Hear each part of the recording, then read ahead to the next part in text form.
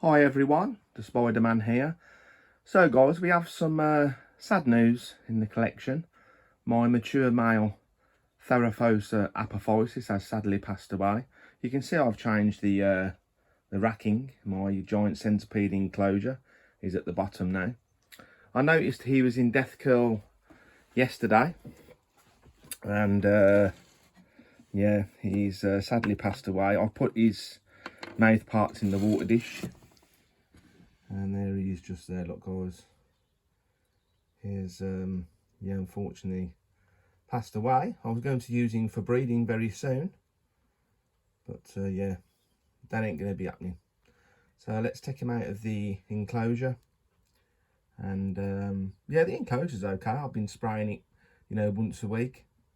Water dish has always been full. Yeah, a little bit gutted because he only matured in November last year, so it's only been, what, 3 months? So I thought he'd have at least 18 months left. So a little bit shocked that he's passed away. So let's take him out of the enclosure. So guys, there is my beautiful boy that's shockingly passed away. So you can see his hooks there on his first pair of legs. Not all mature males have hooks, and you can see his emboli there, which is his sperm sacs. I'll just zoom in a bit more for you guys. Yeah, there he is just there. I am absolutely shocked. I can't believe it. Yeah, so there's one hook just there.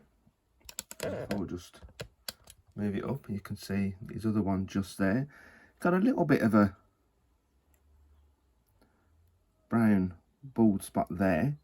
The only reason why I'm using my tongs is because this is the only species that I'm allergic to, and I mean really bad. I would start itching for like 3 or 4 days, and you can see that like purple tinge that comes with mature males. So let's just quickly flip him over and take a look underneath. I don't think he had nematodes. I've only had nematodes once, which is like a fungal infection that gathers around the mouth parts. But yeah, absolutely typical. I was gonna breed him as well with more adult females. So let's just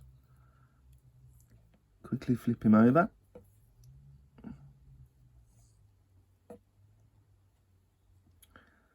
And let's just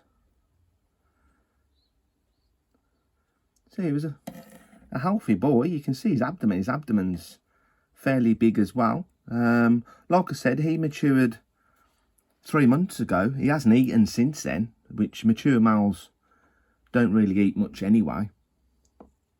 But my Enchromatosis mature male, he's been eating absolutely loads and loads. So let's just reposition the camera, guys, and let's just show you his mouth parts. So guys, I have just noticed this little part here on the mouth parts, and that looks like to me that could be nematodes. No wonder he sadly passed away. You've got his buck lungs here. That's where the spider breathes from. So if you put any spider in the water dish, just cover his mouth parts but not his abdomen. So that's where they breathe from, around here. And like I've just said, I've noticed something just there. I've only had nematodes once in 28 years of keeping tarantulas,